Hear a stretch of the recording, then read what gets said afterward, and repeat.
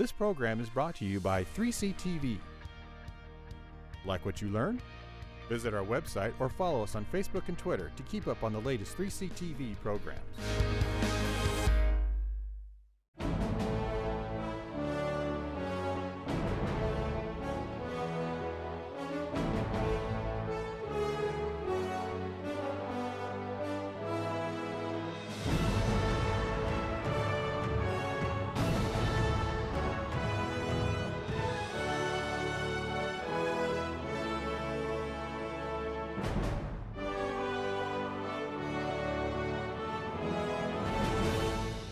Chris has vet centers and administrators.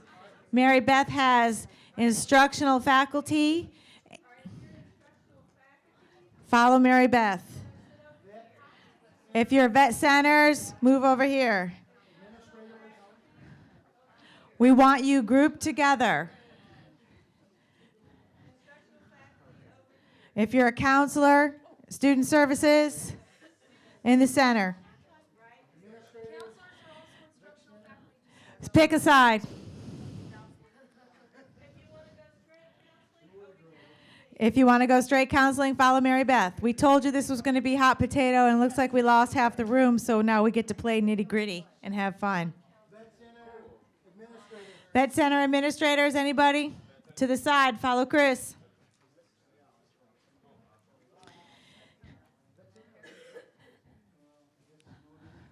Instructional faculty are on the wing over here by the wall and the chart paper. Instructional faculty over here. Come up at least to the tables up here, guys, because this is where the handouts are. There's no handouts there. Instructional faculty, student services, up here. You might need glasses and a writing utensil. Instructional faculty. All right, we got a table in the back. I don't know who they are, but they're all coming together. And there's no placard on their table. Counselors. And there's no publications there. All right, we'll get you some. Can you take this back to the counselors in the back table? This stuff. All right, are we grouped together? Instructional faculty, get together. Okay, good. Beth and Dan are hanging it tight.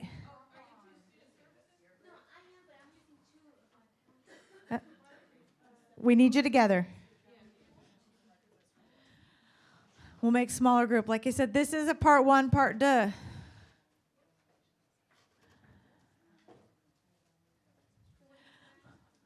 Everybody have a working group? All right, so everybody has a group. Nobody's flying solo. You can if you want, but that just means you have more work to do on your own. Dolores is coming. She's going to go right over to that instructional faculty table over there by Beth and Dan. It'd make you three.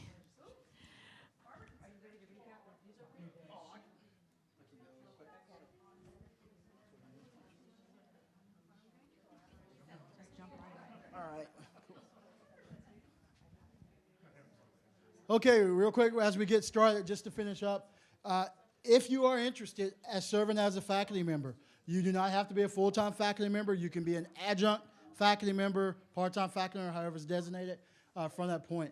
So the link is here at the bottom, if you can see it. We will send this out as well with the other resources from there. You do not have to be a veteran to be a faculty member, even though we like all Army vets. I'm joking. So. Maybe I have to go ahead one.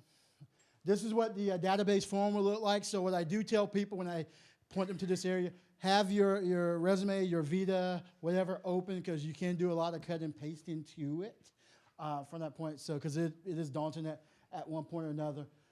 And this pretty much is what will happen within the application process. Again, the link is down here. There's also up on the website, there are some sound bites from a couple of reviewers from there as well, and one national coordinator, so you kind of get the feeling from them what it's like to be an actual faculty reviewer. All right, so we're going to jump right into transcripts, and I know there's a leash, but I can't stand using the leash and be down front. So you should have a Joint Services transcript brochure in front of you. This is a publication. How many of you are primarily working on the Army side of the house? Hands-on with transcripts. How many of you? Hands-on with transcripts. How many of you have seen the new Joint Services transcript? How many of you are really sad that the arts transcript went away? Yeah, that's what I thought. So the Joint Services transcript is now a one framework tool for the Army, the Navy, the Marine Corps, and as of October 1, the Coast Guard. One transcript for all 4 services. Of course, the Air Force, they're flying blue on their own because they're community college of the Air Force, right? So go ahead, Mary Beth, and switch to the next slide for me, please. This is blasphemy. This is usually where I am struck by lightning. This is the service member and the veteran. Now, keep in mind, I'm using these 2 terms as distinct target populations. Service members are those who are still currently serving. Veterans have made some sort of transition. So a service member could have updated in many iterations, but the value of this is their education portfolio. This is going to house their credit recommendations, their courses, the things that they have done. They may not need it for degree completion. Lightning strikes. They may need it for resume development, for job advancement, for career development, for an industry certification, for some other form of credential that we don't even know about yet.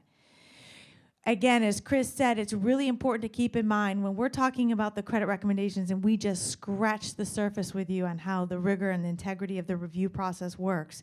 It is peer reviewed by faculty. 3 faculty have to come to consensus. They have to dig in hard. This is not Michelle sitting at the mothership or on an airport floor looking at the title of a course, rolling the dice, coming up with credit recommendations. So it's really important that we have an official tool. Go ahead, Mary Beth. To validate the learning that has occurred. It is also a highly complex document. Where are my database gurus in the room? Come on, any data people? Nobody's working in Banner, DataTel, PeopleSoft. Okay, you guys have that stuff, right? Well, so do the services. They just call it CTARs and ATARs. So they have their registraring system. Then they have their student personnel records, and then the ACE military guide houses the credit recommendations. Those 3 databases have to be in perfect alignment in order to output a transcript. So there is a rigorous validation process in place in order for this to occur. If it doesn't match perfectly, then it won't present on that service member's transcripts. Now, I know that your institution's transcripts are always perfect. There are never any errors. And I hear some chuckling down here. On occasion, there's an error, and that's okay. We're working very closely with Joint Services transcripts, and there's the website and the email. It is centralized now for all colleges and universities, for you as stakeholder users, and for our service members and our veterans to use it. This is the main trend. This is going to divide and help you if you've never seen one before. This compartmentalizes the transcript. If you look on the very back, because we're running low on time, if you look on the very back side, there are some great web resources and links. There's even a little mini video if you go to Dante's transcript support, and it breaks out the different components and parts of the transcript. Mary Beth, go ahead. This is really important. How many of you have a long enough history that you used to work with a DD 295 and do education evaluation of services? Did I see one hand over here? This absolutely kills the DD 295, and she gives me an amen because it's really complex. The Joint Services Transcript Operations is based on the Navy Marine Corps model. It's based on the SMART transcript model, and they have a huge team down there that you can email if you have questions, if something doesn't look right. You receive your transcripts electronically. If you are not receiving transcripts electronically, then you are not receiving transcripts. The Army will not mail. Let me repeat, the Army will not mail any transcripts. The services still own their transcripts, even though it's now a joint collaborative effort. But that just means we're really doing a lot more communication and collaboration across the services. Next slide. You've got this on the back of your, go ahead. Next slide. Previous slide. There's a secured portal that you have to log into, so you need a username and a password in order to pull down the transcripts. Now, Joint Service Transcript is not limiting that. If you need 50 individuals to have access to receive transcripts, then your college or university can have 50 people. But they need somebody to take a leadership role. Who's the main point of person to say, I doth authorize these 50 people, right? but it is a secured online system. Is anybody using it in here? We got one in the back. We got one down front. We got here. Pretty good to work with. It's PDF, so it's not data transfer into your systems. It's not like XML data transfer. It is a PDF. Yes, ma'am. The only bad part about it is that if somebody else prints it, then you log in and you think that you printed it. So it's a shared resource. So you have to come up with a system. You have to have processes in place. It's a shared resource. It's not unique to, and I didn't catch your first name because your badge is turned. If Giselle needs transcripts and I go in to get transcripts, I'm not going to know. We're sharing the same portal. So you got to be strategic. So if you have campuses all across the country, you can probably designate which campus, but if you're on the same campus, then, and you have 4 people, they all need to know what's going on in good communication. Other questions about this before we move forward? Next slide. The military guide, Mary Beth, a resource. So, how many of you used to use those big old military guides that were hundreds and thousands and jillions of pages long, and you had them on your shelf? Yes, right. Well, I know when I was on campus, I would have really loved to have had the military guide online. And so how many of you have looked at it and are using it now? Okay. So tell me, so we'll do the quiz part rather than me tell you. You tell me what it is, what about the features on the online guide that you like that you find are useful? It gives you what kind of credit this person will get, the veteran will get. Okay, so the transcript gives you that. What else does the online guide give you, though, that maybe the transcript doesn't? That's everything I use it for. Okay. So you're going to see related competencies on there. You're going to see kinds of assessments. You're going to see instructional methods. But you're also going to be able to do a search by training or by occupation. So, Michelle, let's do a search. I can't get the live work to go. Oh, flip. Okay. Sorry. All right. When they break. No, it's open to everybody. So you can. This is the part we really want to do, was really rock people through the internet. But so not with a military background myself. So when I started doing searches in catalogs, a lot of this just didn't make sense to me. So the translation to college campus and college credit was really hard. I think over the years, everybody working together has done a really good job on the layout of what we call the course exhibit, the information that's there. And one of the things that's on the radar to be improved is to do it more in bullet form, our outcomes and related competencies in bullet form, more like the JST, the transcript. I know there's been a lot of people interested in looking at the course exhibit more in a syllabus format, because that's something faculty are used to putting together and looking at that might make it a little user-friendlier. But then the other thing, too, that I love is, okay, so maybe I don't know the exact occupational title or whatever, but if I can look by subject area, if I'm really interested in finding out, is it computer science, is it technical writing, is it logistics, then I can do a course subject search. I can also do a search where I find out if it's lower division, upper division, so that helps me out a lot too. You can also search by review date. So, in many fields, we're all concerned about currency. So if somebody had if somebody had training 15 years ago in information technology, there's probably a little bit of concern about currency there. And so what you're able to do is to search and to find the review dates and find out what's more current and look at the currency of the training. The other thing in terms of expanded search, and which is really nice, is you can download this. And so you can download it into a spreadsheet.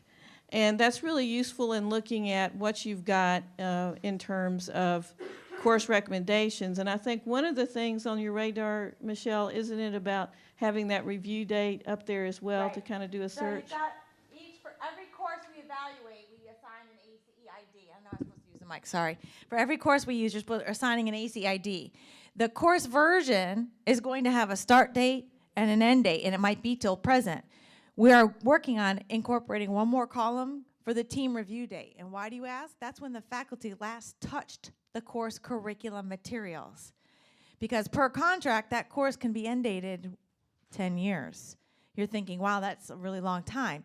And it is. Most of the time, we're seeing courses reevaluated on a cycle every 4 to 5 years as they're doing curriculum updates and changes. Because why? Military trains and educates to mission. But there are also courses like arc and tungsten welding that haven't changed in 10 years that don't necessarily need to be reevaluated every 5 or 6 years. Then you see the title. So that would then export to our index level Excel file that you can use. And that's really kind of, one of the things we're looking for is to make it a lot easier for people to articulate. So if you've got that kind of data, if you've got that information, if it's on the Excel sheet, then it kind of gives you a guide in terms of going back and looking at that course exhibit and the information there. The other thing that we think will be helpful, and we hope we get there sooner rather than later, and that is having not on the transcript, but on the course exhibit itself, kind of a little area where faculty reviewers can write their own notes.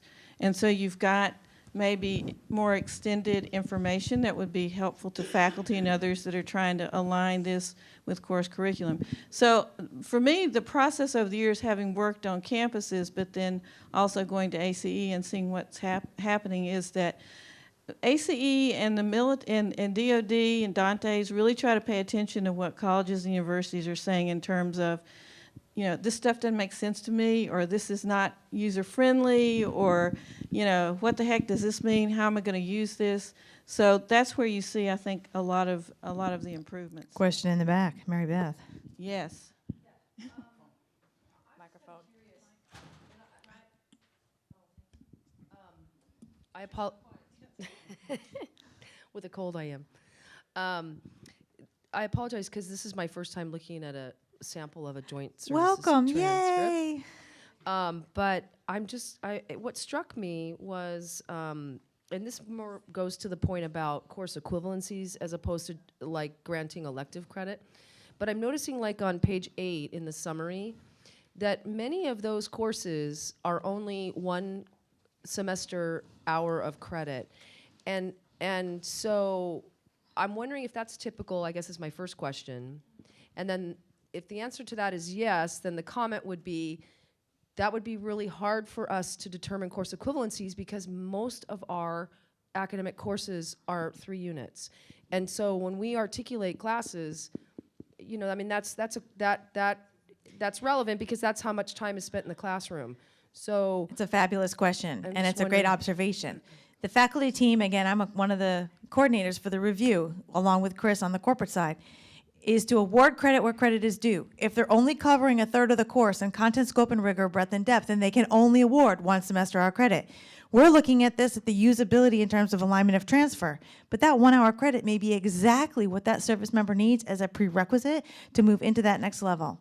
So we can't judge the usability of that credit. Does it make it a little bit more complex for you in terms of one-on-one ratio mapping? Yes. Am I sorry? No, because this is their education portfolio. Yeah. And you can also rest assured that maybe as you're doing high-touch advising, there's 1 hour there, there's 1 hour here, there's 1 hour here, there's 2 here, there's 5 here. You can do some bundling. And maybe you can do an individual assessment, and you see management. I'm just going to pick on management because I can.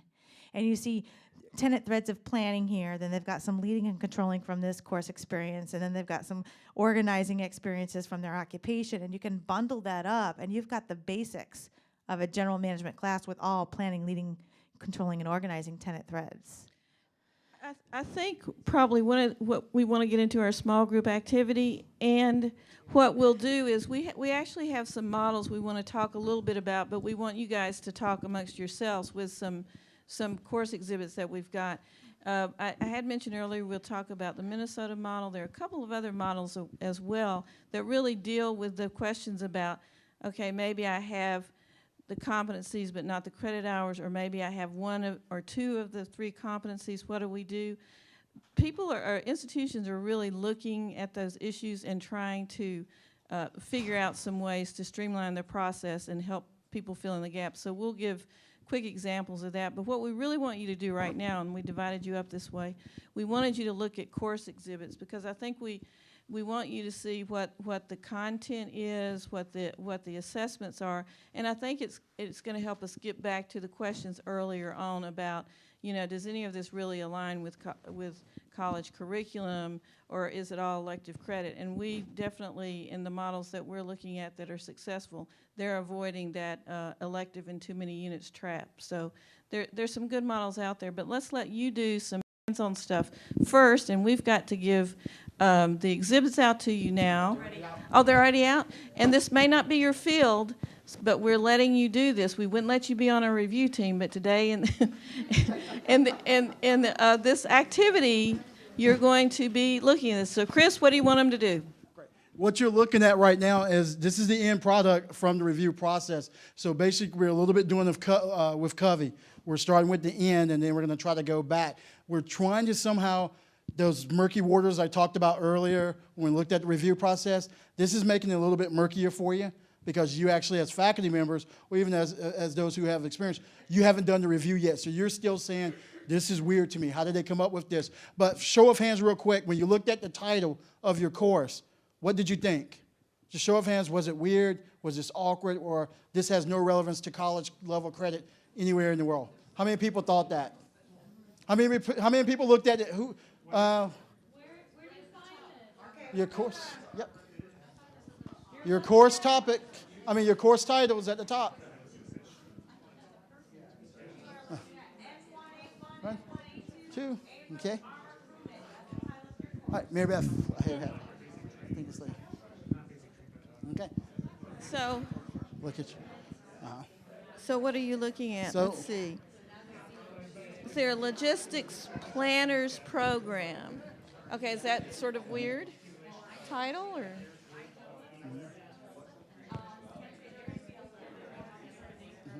Right. Right. Sorry. Chris, move on. Okay. So let's bring it back together real quick. Think about it. How many people looked at the title of that course and said, this has no relevance to our campus? Show of hands. How many people? Oh, you guys did? Really? You guys thought? Oh. Well, those tanker people, I just don't even give it. No, I'm joking. From that. So let's think about this. Look at this. If a student walked into your office and said, or as an advisor, and said, well, while I was in the, who has the construction design course? That was a faculty table, okay? Think if a student walked in with you and sat down and said, I was in the military and, great, what did you do? Well, I was construction design. What would be your first thoughts?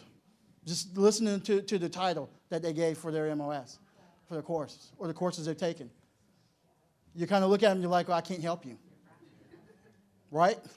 But, and some thoughts. But then when you look down at this course exhibit, when you pull it up, whoops, where's it at?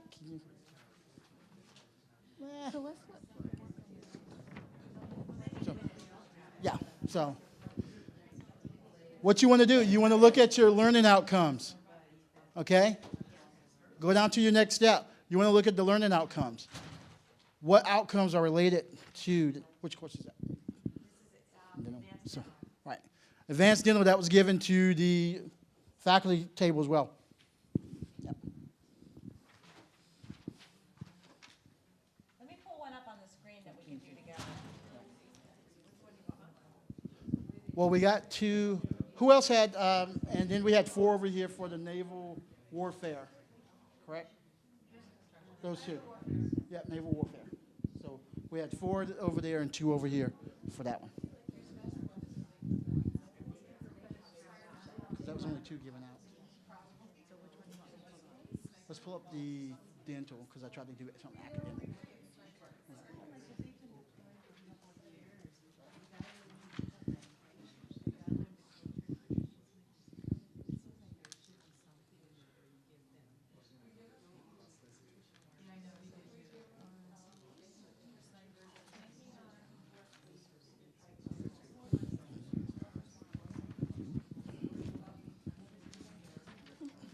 0016 071 0701 0016.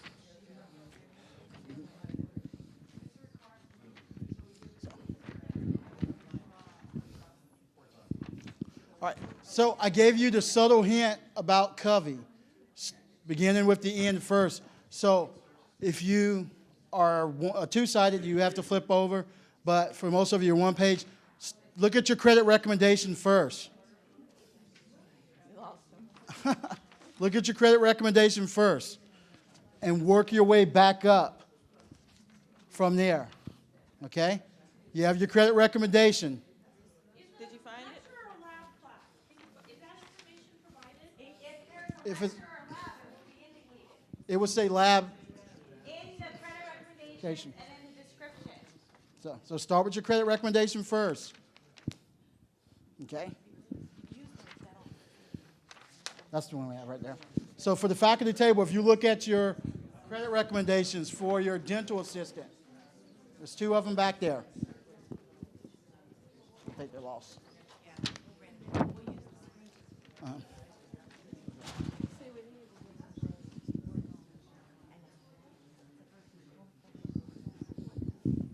Right.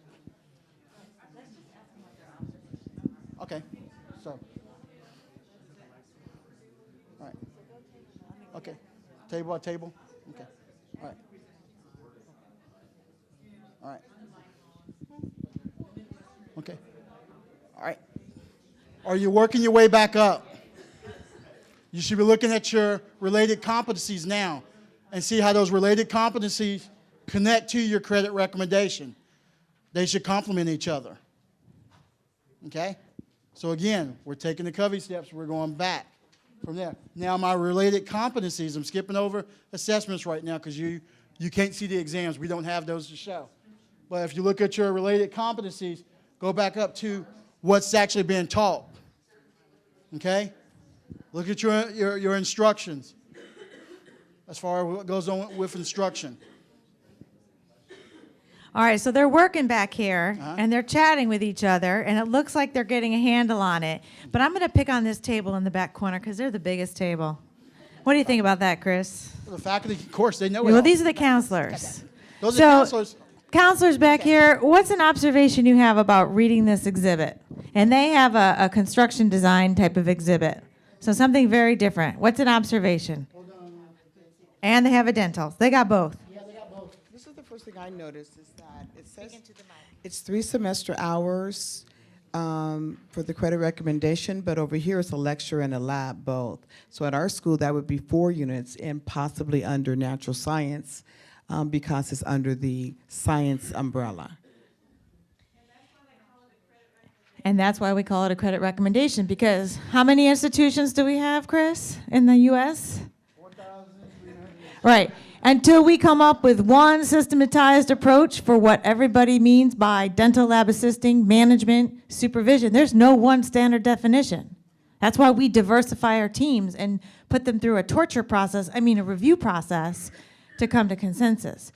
You have to determine by reading all of these key pieces, the related competencies, the learning outcomes, the instructional strategies, the methods of assessment, to decide, ooh, this is what we call XYZ on our campus, and this is how that's going to fit. Coming over to you, Steve. The 2 courses that we have are great because it's encouraging, but it also seems really atypical of what we usually come across. I mean, to me, this looks like something potentially could actually be useful to a student. Now, I don't know if these are new courses or you guys cherry-picked us back here, but, anyway. Look at your course dates. On the version that's up on the screen, which is the dental, you'll see there's 2 versions. This course has been reviewed a number of times. So it's not a new course, but it does make, to your point, Steve, is that what is it that you're seeing in terms of your inventory of the types of transcripts you're seeing? What types of programs do they want? Are they really junior members coming in terms of veterans or service members, or are they a cranky 22-year-old retired first sergeant like my husband? Oh, I can pick on him because he's not here. And their experiences. Are these credit recommendations 10, 15 years ago old, where the subject areas like keyboarding are no longer relevant? Or are they more current training and education courses that they've completed that really do fit into something? Or, as Mary Beth will probably talk about, does the service member have an engineering background with a lot of technical skills, but he wants a history degree? Not a lot of apples and oranges going to fit on that banana meter in terms of a program plan, right? Not going to work. Chris. Naval warfare. Let's pick on that table. All right, we're picking on a table over here. Chris is tied to the front on a leash. What do we got? Observations?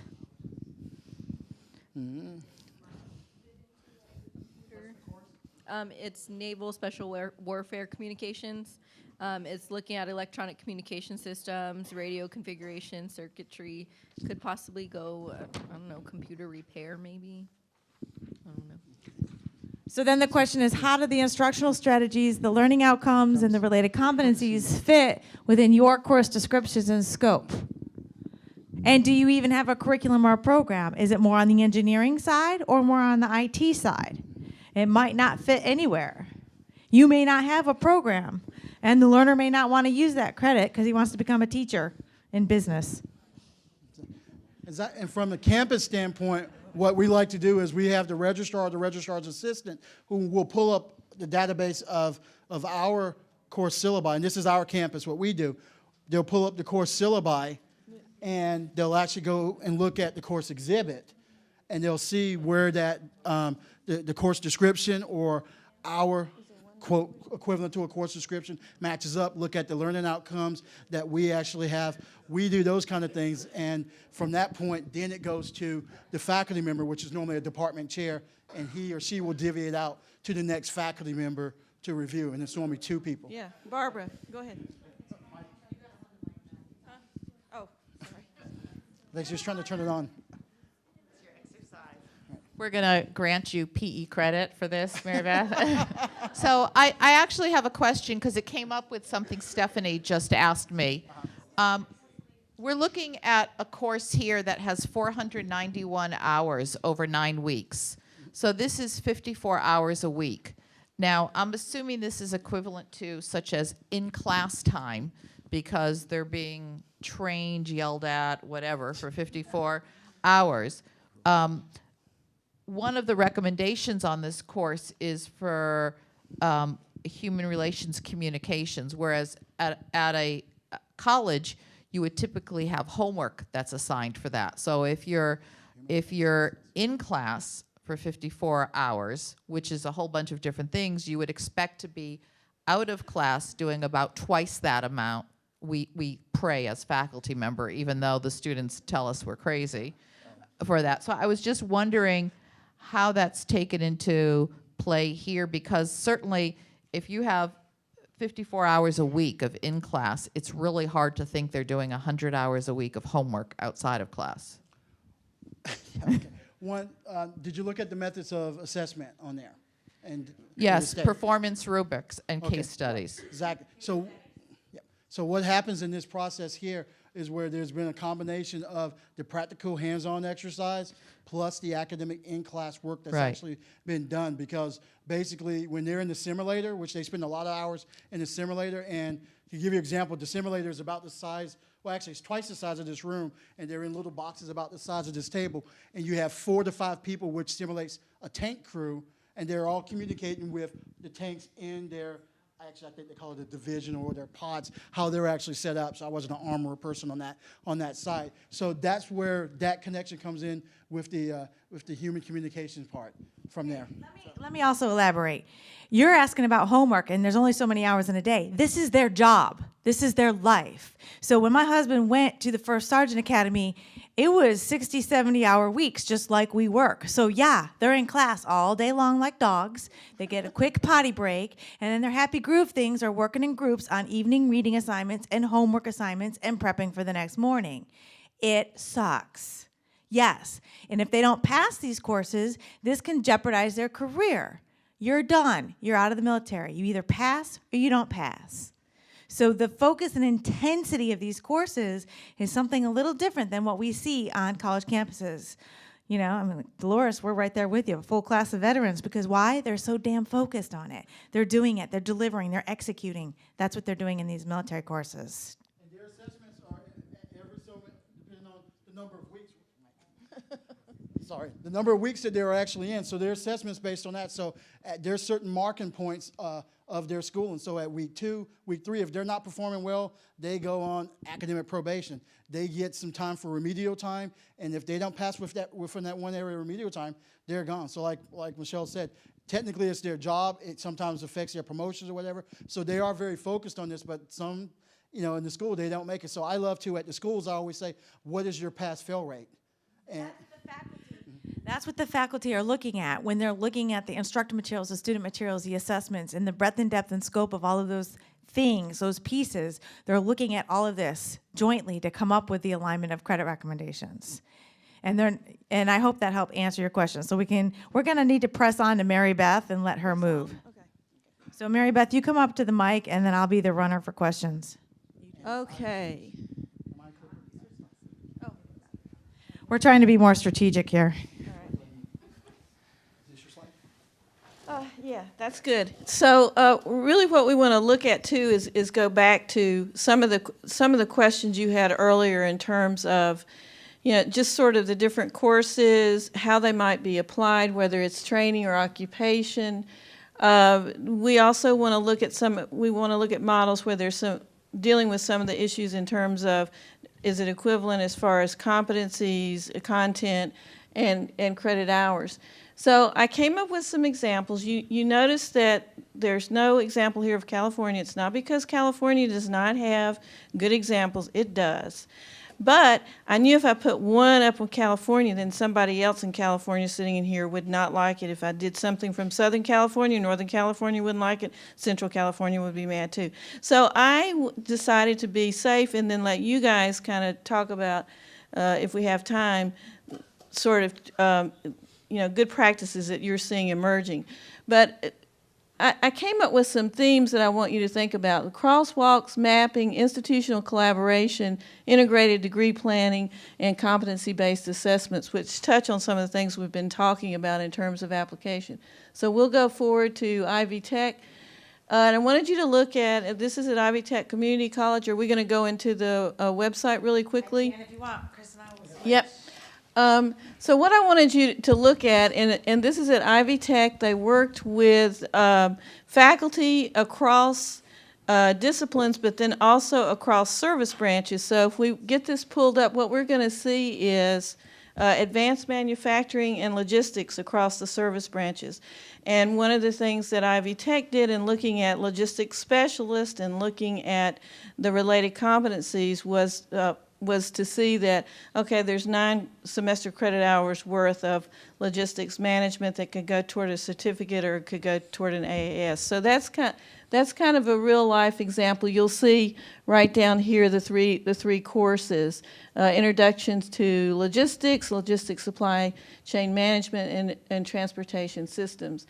And you'll also see, if you scroll across, you'll see that we're looking at advanced manufacturing from the different service branches. So that's one thing that community colleges and institutions and systems and initiatives are really trying to look at, a way that once they get the credit recommendations and they're looking at something like logistics or human resources, is there a way to look at what's common across the service branches, look at those credit recommendations, and then deal with all the service branches in that particular area? It's a way to kind of streamline looking at that. The other example I think we want to look at really quickly is Minnesota.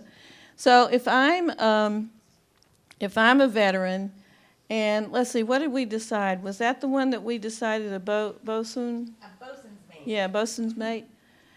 And so, okay, so if I'm a bosun's mate, let's type this in. This is. You want me to do the search because this is already queued?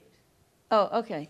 Sorry about that. So anyway, you've got your keyword. You can pick. Pick from your occupation. You can plug it in. You give your dates that you took your training, and it takes you over to matches. Okay, so I'm sitting at a university or a community college. I have no idea what a bosun's mate is. I plug this in. I see from this directory all these credit recommendations and all these different programs. So I'm thinking from accounting to criminal justice, what the heck does that mean? So then I go back, I can look at the course exhibit, and I can see the related competencies. So when I was talking to Chris and Michelle this morning, I said, what did they do? How could they possibly get credit in criminal justice and in, whatever else, accounting? And so, Chris, explain. The bosun's mate is pretty much like a jack of all trades to a certain degree.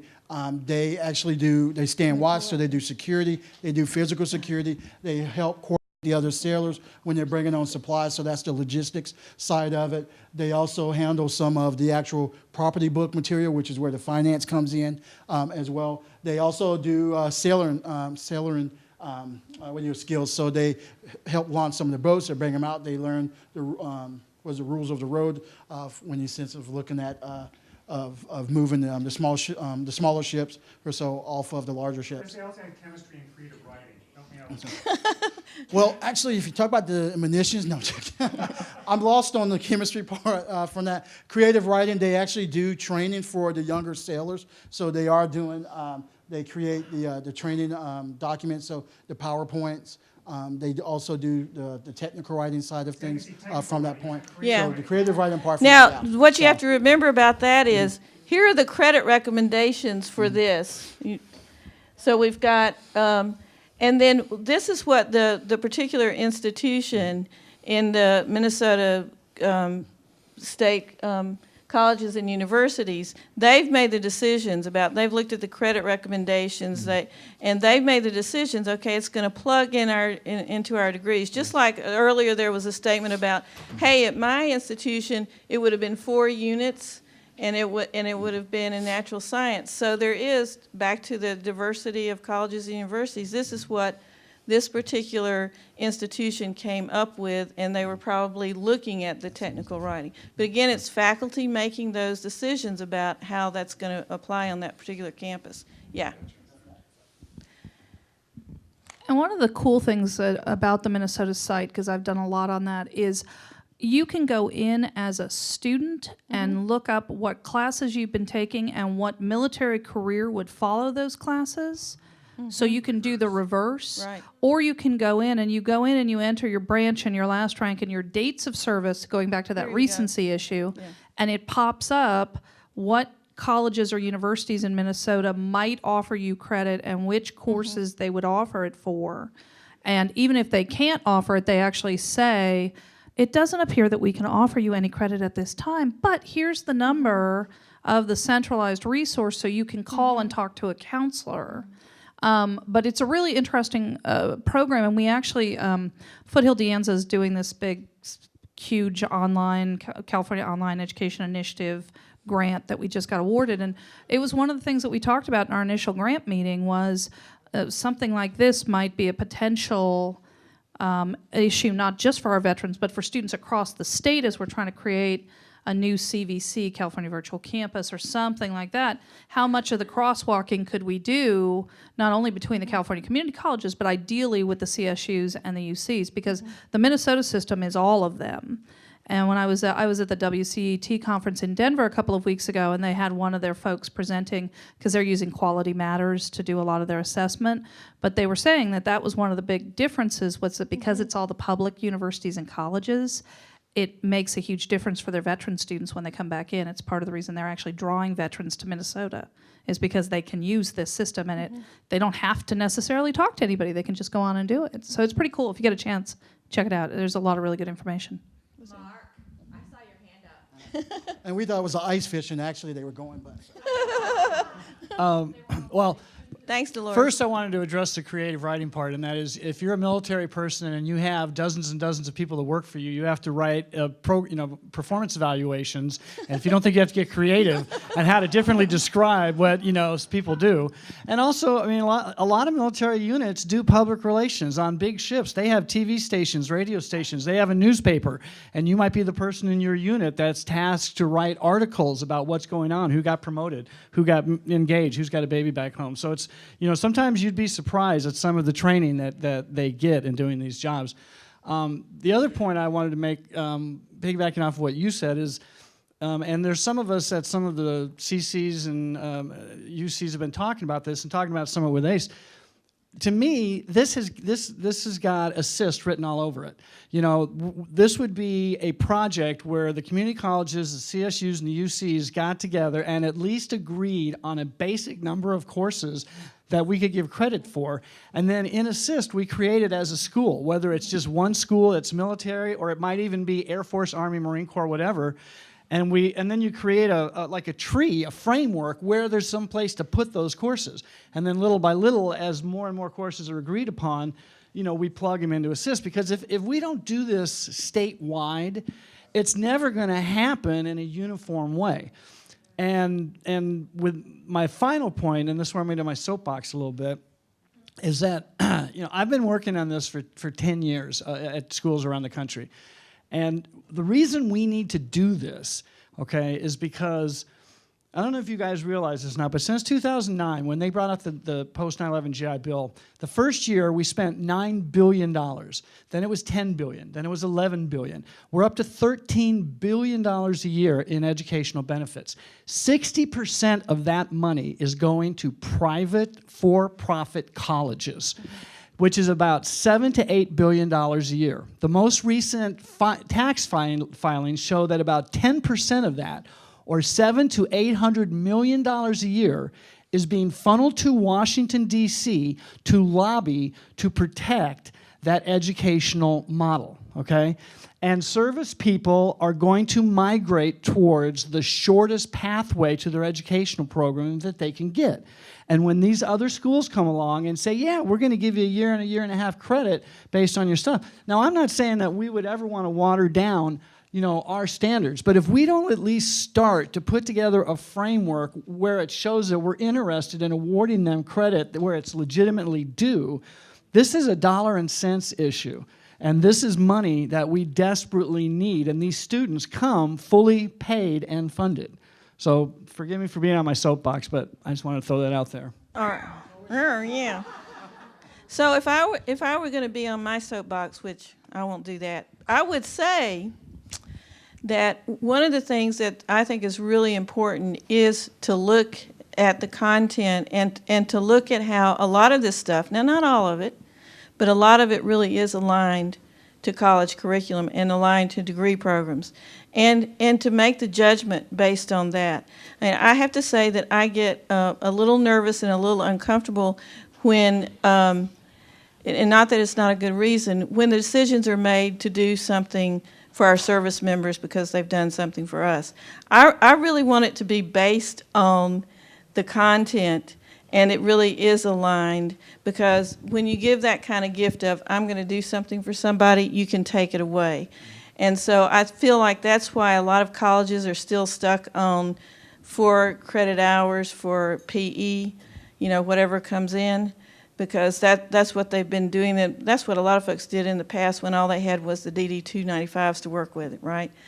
So I think one of the things we're trying to show you today is, you know, and to really respond to your questions about how it fits or doesn't fit and what to do about the credit hours and is it too technical or mission driven, is to really show you just sort of the range of training they have, but then also just some examples across the country of what folks are doing to address some of the issues. And one of the things I don't really have time to talk about, but we'll send in the resources, you may already know about College Credit for Heroes in Texas, which is a really great database that's been created. And it first started out with 7 community colleges. It's grown. It started out with Allied Health, but the whole idea was to standardize that evaluation, to look at where gaps were, to look at how people could take exams.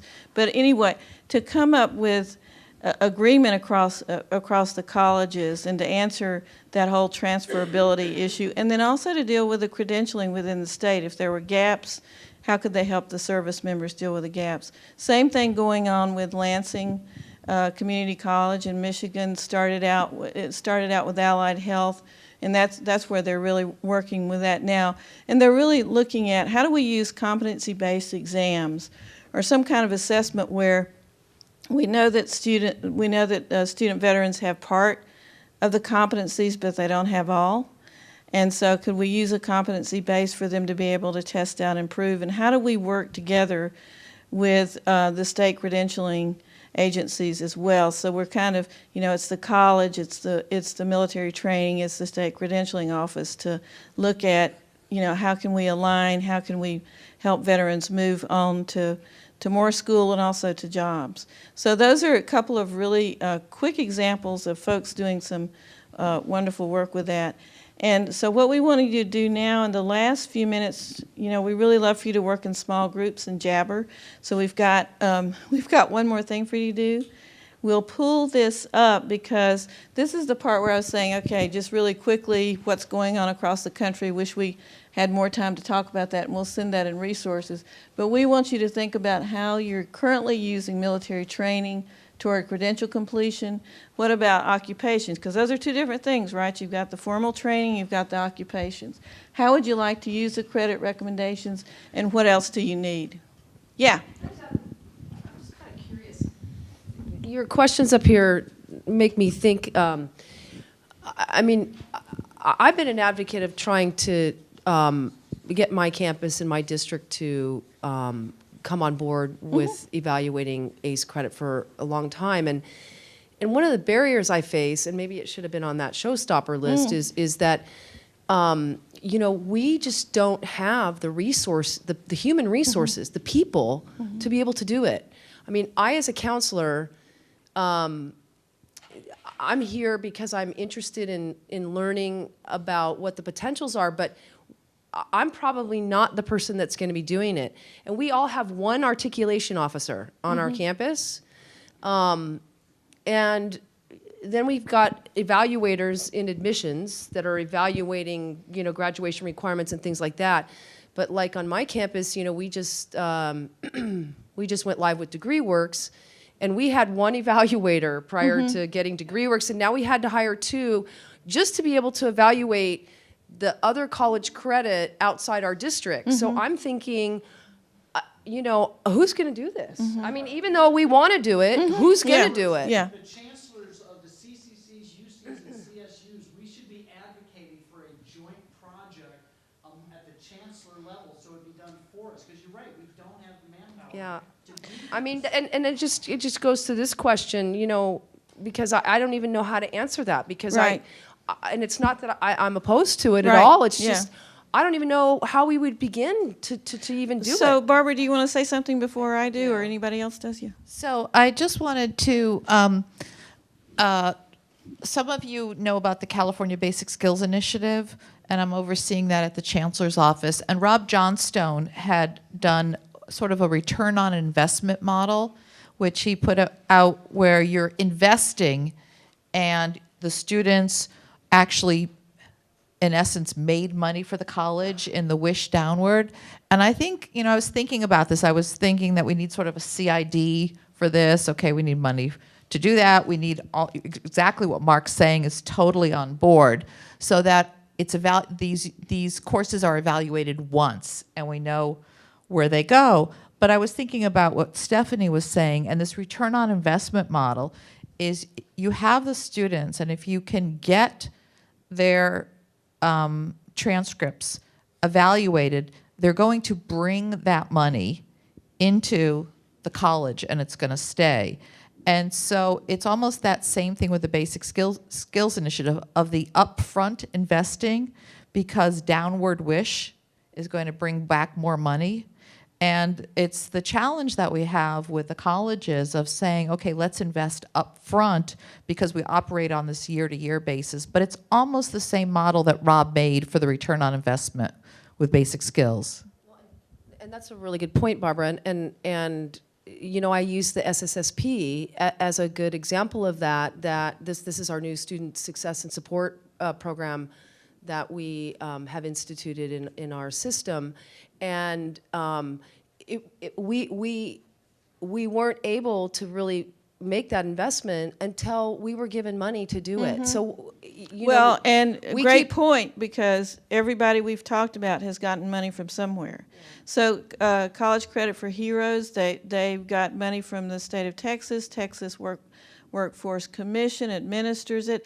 They centralized it, so they're a group of colleges with one college taking a lead to come up with their evaluations. It's not one single evaluator sitting in his or her cubby at different institutions doing that. And that was the beauty of that one to me, centralized. Same thing with Minnesota. They got some federal funding to begin with. They got system funding. And then what they did with lessons learned, they started figuring out, how do we do this together as campuses? So, the system has learned some lessons about how do you streamline evaluating what ACE has done and then articulating it. And then, let's also get campuses together to do this within a system or a consortium or however it's set up, so that not everybody's doing this on their own and reinventing the wheel. I know where we can get the money from. I can tell you where we can get the money from. No, I'm going to tell you where we get the money from. If we would change the criteria for the Board of Governors waiver and take into consideration the fact that the post-9/11 GI Bill pays the tuition on behalf of the students, and we charged the tuition, all that extra money could be used for this project. Right now, when we give a Board of Governors waiver to a post-9/11 student and the tuition we charge is zero, we're substituting California state money for federal money. Because if we billed them, the federal government would pay us the tuition. So if we would just make as part of the Board of Governors criteria that if you're getting post-9/11, if any federal program is paying the tuition on your behalf, you don't need a waiver. You're getting paid. If every community college and the UCs and the CSUs actually collected the tuition that we're giving free to the federal government, we'd have more than enough money to do this project. Yay! Far corner, we're coming to you. I saw your hand up. Chris is right there for you. Thank you. Well, in answer to your question, I think at the state level, there are ways. There's a brand, they're not brand new. Hershey Business Systems was purchased by Highland, which is also a conglomerate of OnBase, which is digital imaging. They are entering into a contract with Assist to be able to create templates that say on the transcript, it could be the military transcript, it could be your transcript to my institution. They OCR the transcript coming in, it creates the template, it loads it back onto in your case, if it's Banner or DataTel or your PeopleSoft transcript, it loads it back onto the transcript so that you can do an electronic degree audit very similar to what you do in DegreeWorks. My concern and my question is that it's the Chancellor's Office who needs to enter into these agreements with these big vendors, because I can afford the $150,000 initial startup, but maybe you can't. And so we've done it with CCC Apply, we did it with CCC Open, we offered all of these grants to these institutions. We don't have, the evaluators have changed, their whole job description has changed between 1990 and now. The evaluators are the programmers, the setuppers, if you will, of a lot of these products. But we need the Chancellor's Office to come in and say, we're going to enter into an agreement with Highland. Highland will create your templates. Highland will do the electronic translation, evaluation, if you will, of those transcripts and reload them back onto your product so that you can run DegreeWorks and we can move forward. And all of that information can go back onto the self-service component of the student site, just like Minnesota. What makes us different is that we all run amok. Minnesota is hosted by the universities, their community colleges, all tied in. They all run the same product, very similar to the CSUs. So that's what needs to happen is the Chancellor's Office needs to get on board. The state needs to get on board with the 3SP. Run, Chris, run. No, hold on. I told you we needed to start with burpees this morning. Right. So one of the things that I forgot to mention in the very beginning was to make sure you do your evaluations, and they get turned in tomorrow unless you're turning in today. But you made a good point. That is something that you might, if you feel that this is a Chancellor's Office type project, you can add that onto your evaluation, which will carry more weight than by me suggesting it. So that would be something to add on to the notes there for that part. So, so we've all decided, surprise, surprise, that we need money, right? So is there anything else here you know, what else do you need? And I guess one of the things I want to find out about is what you're convinced about in terms of doing this and what you're not yet convinced about. Because earlier there were conversations about, okay, you know, a lot of this is going to elective credit, a lot, you know, some of it doesn't even have anything to do with higher ed as we know it, and so on and so forth. So it would be interesting for us to know what you're convinced about now, other than you need money to do it, what you still need to be convinced about, and what else you need beyond money. And it could be information, you know, other kinds of resources. What do you need? And we want to think about this in terms of takeaways, because there are certain takeaways for us in ways that we can help you and think about what we're doing, but we want to know how you're going to go forward as well. Do you have a database, or, I mean, do you publish like which schools or institutions have accepted your evaluations and are giving credit? You know, like for instance, could I go to see if Harvard or Stanford or, you know, a really prestigious school was using, you know, your evaluations and giving credit, and, you know, where my school might go, well, you know, if it's good enough for Berkeley, you know, I got a high degree of confidence that maybe we could do it too. Yeah, we have a network with close to 2,000, and I'll tell you right now, Harvard's not on it. You know, if anybody's a Harvard graduate in here, I'm not trying to insult you, but I'm not wasting my time talking to Harvard about it. The thing with the network is, and this is what we're trying to do through college and university partnerships, my area, the thing with the network is, just like everything else we've talked today, is that network has 2,000 institutions, but each institution looks at things differently, so it's not standardized. So if I'm a student looking at that network and expecting that any college that I go to is going to do the same darn thing with my credit recommendations, I'm in for a big disappointment. So one of the things we're trying to do is really lift up some of these models that we were talking about, and really, and of course we need money to do this too, but be able to take what we've got in the network and profile. So if you were a student and you clicked on and you saw, okay, this is what ABC University will do with my credit recommendations. It's kind of a profile, and here's the place that I need to talk to at this university, or this college. Because the other problem is, once students figure out that credit for prior learning is something they want to do, they can't figure out where the heck to go to in your institution, and that's, you know, across the United States. It's hard, even with veterans, when there's veterans offices, that helps a lot, but there's still a lot of question and a lot of confusion in terms of that navigating. How do I go? What do I do? Who do I talk to? That's another huge resource that's available in the toolkit. Yeah. Of what's happening with transfer and award of credit. Yeah. Well, I was just thinking, takeaway, not convinced or concerned. Will these satisfy general ed or major prep? Not elective, but general ed or major prep. What do you mean by major? Oh, you mean major requirements, major courses? Yeah, some will. And with general education, it's going to depend on what you're talking about. If you're talking about technical writing to meet a writing course, if you're talking about communications. I was talking like when we were looking at it, said effective human relations communication. I doubt if that would satisfy the the CSU GE requirement. Right. Speech comp or comp study. Well, so it might go as elective as opposed to anything else. It wouldn't be satisfying any major prep for communications or major prep for any major, or possibly even satisfy GE. I still have a concern about that. Right. Yeah. Yeah. Inventory.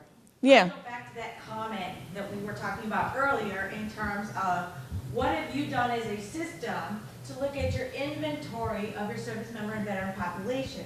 Mm-hmm. What types of transcripts are they bringing? What types of credit Right. recommendations are they bringing? What types of courses are they pursuing?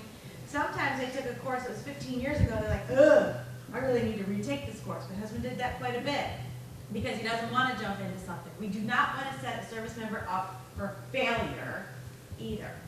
So what kind of internal audit analysis have you done as a system? And Mark, this goes back to your comment about maybe, you know, an opportunity to look, you know, campus to campus or system or communities to to really get a rich understanding. Are you working mostly with Army? Are you working with mostly Marine Corps?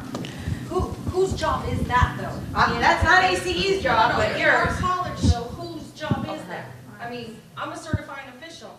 I get those educations. No, it's the reason for the mic is so that we can be on the recorder, so that. Okay. All right. I'm just trying to ask for in the college, whose job is that? I'm a certifying official. I see these transcripts all the time. My job is to circle the lower divisions, and then I give it to my evaluator, and she determines they get 2 for PE and up to 10 electives. That's what we do. She doesn't look at anything else. Well, so what do I need to do to get her or get my A&R register to start looking at this? Do you want to answer that? Your hand is up. As the Dean of Admissions and Records of a fairly large community college, there's a couple of things that need to happen. One, you need to go to 2 resources, potentially your VP of Instruction and your VP of Student Services.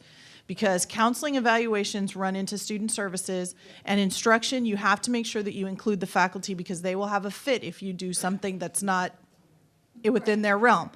You have to create this collaborative committee that's going to make a comment back to your board and say, this is how we are going to handle military credit. And it can be because we do electives too, but we also have a really good relationship with most of our department chairs that says, what about this? Can we consider this? And it's a hard job. It's not really just the evaluator's job. It's not just your job. It's not really just a counselor's job. It's everybody's job to act on behalf of the success of our military students. Well, and I would say back to the point about the inventory, that is a really good point. And if you look at the projects we briefly talked about, Minnesota didn't start with the whole universe. It started with the Guard, with the folks that they serve most. And, a college credit for heroes. All the projects that we've been looking at, they started with who's coming to our school, what are their transcripts, what are the occupations they're coming from, what are the occupations they want to go into, what are the degree programs we're offering. So it was very focused, and they were taking kind of one bite at a time until they could get funding to do more. So that's another way to look at it. 2 more questions over there. I just wanted to say the way we evaluated our campus, which is Moore Park College, is I look at the summary, I count the units that have L next to them, and I give them as many as those that are on there. And so a lot of our students are having 90 units, and so they're running into the financial aid problem. They're over, so now they're having to appeal.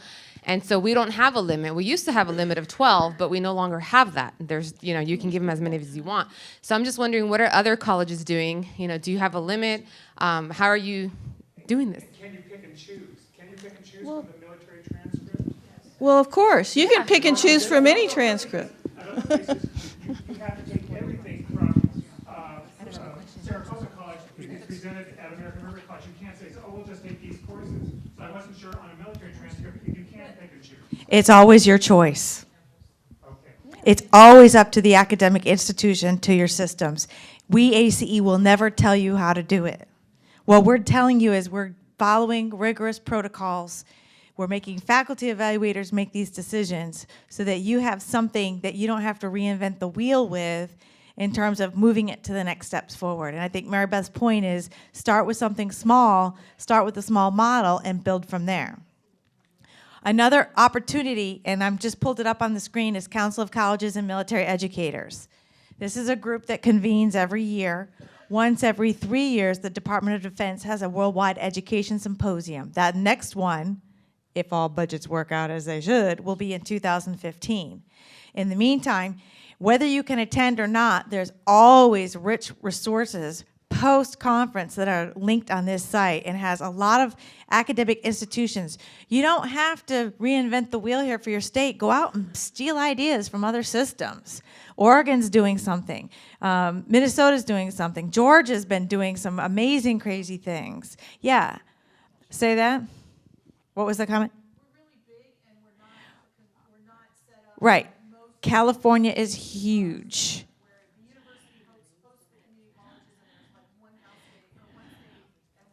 Right. So Oregon has 17 community colleges. That's like peanuts in a drop of a bucket, right? Here.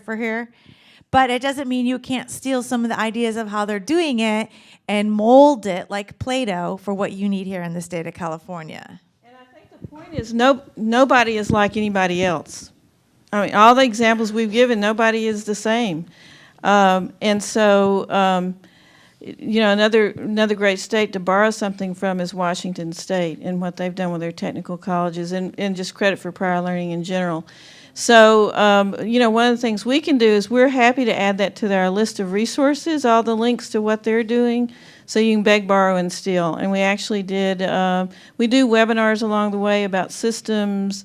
We'll put a link on there so you can go and you get more about JST transcripts, more about what systems are doing, and kind of give you some more, maybe more resources to go to. So is there any, oh, Steve, sorry. Yeah, I just wanted to address that question from Moorpark about what other schools are doing. Use the mic. We're looking at Butte at probably around 6 units, and then on a case by case, if the student wants to push the envelope on one of these transcripts, then we'll review it some more. I think the AC is going in the right direction with this joint transcript. I've got a question. So it might be a little idealistic or maybe just ignorant about the different branches of the military. We're bracing for impact. What's that? We're bracing for impact. Okay. You know, the community college of the Air Force, those transcripts, we were able to use a lot of those units. Is it a completely different system? Is it because at night the Air Force has more time for... The Air Force is regionally accredited by the Southern Association of Colleges and Schools. They're SACS accredited. It is only a community college. So the disservice, and again, I could pick on the Air Force because I'm proud to wear the Air Force logo as an Air Force spouse. My husband went to some very senior level leadership academies and never received any upper division credit as compared to its sister Army component or Navy components. So they're only mapping those occupations to lower division level credit. And that's their model and system, and now they're building articulations and building a more robust associate's to baccalaureate for their airmen. But the reason it's probably a little easier for you to work with and transfer is because it's regionally accredited. You know, and there are many states, and I'll pick on Arizona because I was just there at the beginning of this calendar year. They had a policy in place. They would not accept any credit recommendations unless it came from a regionally accredited institution. That ruled out all of their military folks. So it was just recently that they actually revised their policy to say anything from a regionally accredited institution or the American Council on Education. So there's lots of different models, themes, and variations of how credit is used or not used. And based on that policy change, there's a new part of the Grand Canyon as well. That's right. So unfortunately, you have happy hour to go to. It's 16:30. So with that, there's a lot more. This is a teaser. Hopefully it gives you a lot of seeds for consideration. One of the things we were talking about is how we could do follow-up by leveraging webinar technology and really honing into something very specific for 45 minutes rather than trying to cover the entire world in a short session. So before you leave, please don't leave yet. I want to give a great big giant thank you to the ACE and the Academic Senate leaders who are here.